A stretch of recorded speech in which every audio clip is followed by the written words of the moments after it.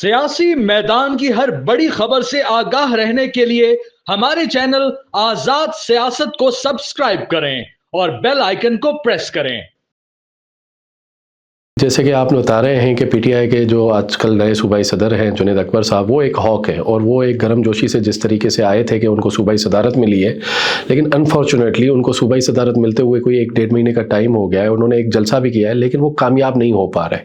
कामयाब ना होने की वजह जो है उनके आगे खुद अपनी ही सूबाई हुकूमत है जिसको लीड कर रहे हैं गंडापुर साहब, और गंडापुर साहब पहले सूबाई सदर थे, तो ये एक रिफ्ट है उनमें। तो जुनैद अकबर साहब को जो टारगेट एंड टास्क दिए गए थे उस तरीके से वो पीटीआई को मोबिलाइज नहीं कर सके। सवाबी का जलसा जो है वो वीडियोस पे तो बड़ा कामयाब था, लेकिन ऑन ग्राउंड वो जो है एक सबसे बड़ा फेलियर था। और जिसपे जो इतलात आ रही हैं, खान साहब बड़े नाराज भी हुए थे और जो है खान साहब ने कहा कि मैं सबसे एक्सप्लेनेशन लूंगा। अब ये वही वाला प्रॉब्लम हो रहा है जो पीटीआई के अंदर हमेशा से रहा है, एक दूसरे के ऊपर एलिगेशंस, ब्लेम गेम एंड एक का मलबा दूसरे पे डालना, दूसरा का मलबा तीसरे पे डालना। तो जुनैद अकबर साहब जो है अब बड़े ही इस वीडियो ऑडियो में जो अपना जो बयान कर रहे हैं कि वो जाएंगे और खान साहब को शिकायत लगाएंगे। तो खान साहब को तो ऑलरेडी बहुत सारी शिकायतें लग रही हैं। वो शोएब शाहीन भी लगा रहा है, वो फवाद चौधरी भी लगा रहा है, वो फैसल चौधरी भी लगा चुका है, वो बैरिस्टर गौहर साहब भी लगा चुके हैं। तो शिकायतें तो खान साहब के पास लगी हुई हैं। अब खान साहब हैं जेल में, अब पता नहीं कौन कितनी शिकायतें लगा रहा है और खान साहब कितनी शिकायतों को एंटरटेन करते हैं। लेकिन ये वाला जो ऑडियो लीक है ये पहली बार नहीं है, ये पीटीआई के अंदर ही है।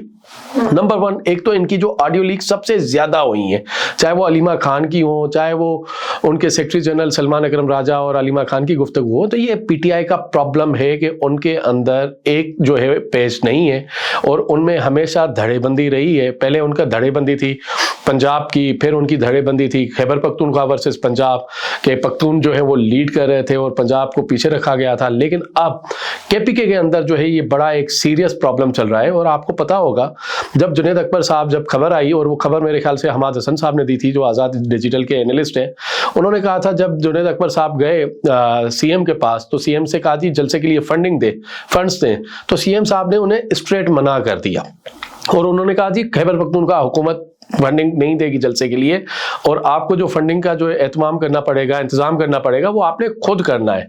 उसके बाद जुनैद अकबर ने एक वीडियो मैसेज दिया कि जलसे के लिए जो है वो फंड दे दें।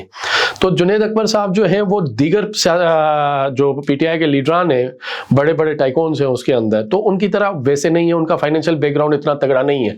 तो लेट्स सी कि अब वो खान साहब के पास क्या शिकायत लेते जाते हैं और खान साहब जो है क्या एक्शन लेंगे। मुझे नहीं लगता कि कोई खास फर्क पड़ेगा, क्योंकि उसका एक इम्पैक्ट बताता हुआ जाऊं कि पिछले हफ्ते गंडापुर साहब ने खान साहब से कोई 2 घंटे की तवील मुलाकात की है और एक मरतबा गंडापुर साहब ने जो है वो, क्योंकि उनके ही इज द सीएम, उनके इस्लामाबाद के साथ ताल्लुकात भी है, राना सलाला जो है वो मोहम्मद मालिक साहब के शो में कह चुके थे कि उनके मोहसिन नकवी के साथ मुज़ाकरात होते रहे हैं और सारी चीज़ें। तो उस हिसाब से गंडापुर साहब जो है वो कमज़ोर तो नहीं है, वो अपने असर वसूख दिखाएंगे और उन्होंने शायद खान साहब को कन्विंस किया हो कि वो कुछ कर सकते हैं, रिलीफ ले सकते हैं।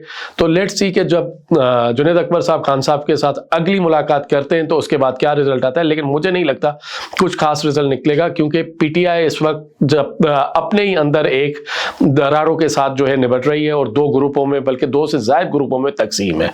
देखें जी, गंडापुर की पोजीशन एज कंपेरेटिवली उसके पास एक सूबाई गवर्नमेंट है, ठीक है जी। उसकी सूबाई गवर्नमेंट जो है वो अभी भी सीएम है और बड़े तगड़े सीएम है। Despite the change in command, party command, सूबाई सदारत गई, लेकिन सूबाई सदर का अभी तक भी एक भी बंदा गंडापुर साहब ने अपनी काबीना में नहीं लिया। तो लगता है कि गंडापुर जो है वो डटे हुए हैं, खड़े हुए हैं और वो अभी तक किसी और कुछ चेंज को एक्सेप्ट करने के लिए तैयार नहीं है।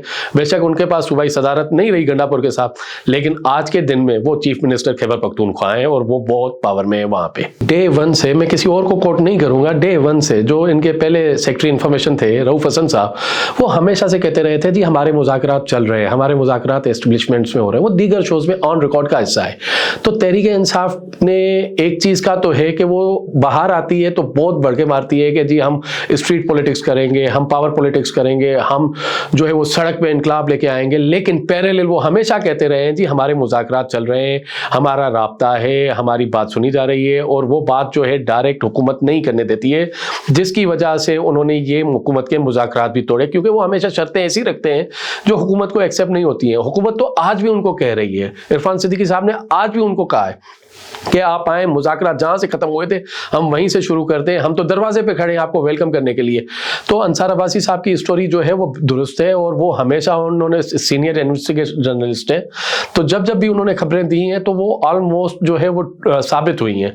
तो अभी भी जो गंडापुर साहब हैं, क्योंकि वो हुकूमत का हिस्सा है, वो रियासत के साथ टच में है, तो जब वो रियासत और वफाकी हुकूमत के साथ टच में है तो जाहिर सी बात है उनके पास एक एज है जिसकी वजह से वो मुज़ाकरात करने की पोजीशन में है, राब्ता करने की पोजीशन में है।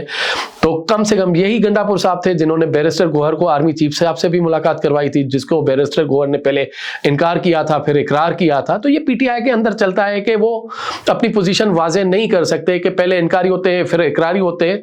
तो बैकडोर मुज़ाकरात के लिए वो कोशां भी हैं और शायद छोटी मोटी लेवल पे राब्ते में भी है, लेकिन अभी तक उनको कुछ कॉन्क्रीट मिल नहीं रहा। जी, उस्मान बुज़दार के हवाले से हमारे पास एक बड़ी खबर है, वो बहुत ही तगड़े ज़राए से खबर है कि आजकल वो जो है वादा माफ गवाह बनने के लिए तैयार है, और वो वादा माफ गवाह जो है वो 9 मई में और बानी पीटीआई के खिलाफ बनने के लिए तैयार है, कोशा है। और आप देखते होंगे कि खान साहब ने उन पर बड़ी मेहरबानियाँ की, उनको सीएम पंजाब बनाया, उनको हर डिसीजन को माना, डेस्पाइट काफ़ी प्रेशर्स के बावजूद उनको आगे पीछे नहीं किया। विद इन द पार्टी बहुत बड़ी क्रिटिक थी उस्मान बुज़दार के ऊपर, लेकिन नहीं। लेकिन अब खबरें आ रही हैं कि उस्मान बुज़दार साहब जो है कुछ पावरफुल हलकों में जो है अर्जियां देते फिर रहे हैं कि जो है ज़राए से खबर है, ज़राए से। और ये खबर जो है मोहम्मद मलिक साहब ने कल अपने शो में भी बताई, जिसको फैसल वावड़ा एंड दीगर ने भी उस पर बात की। तो इस पे ये लग रहा है कि उस्मान बुज़दार साहब जो है वो वादा माफ गवाह बनने जा रहे हैं। देखते हैं कितना टाइम लगता है इसको, लेकिन वो इन कोशिशों में है कि किसी तरीके से उनकी जान खुलासी हो जाए।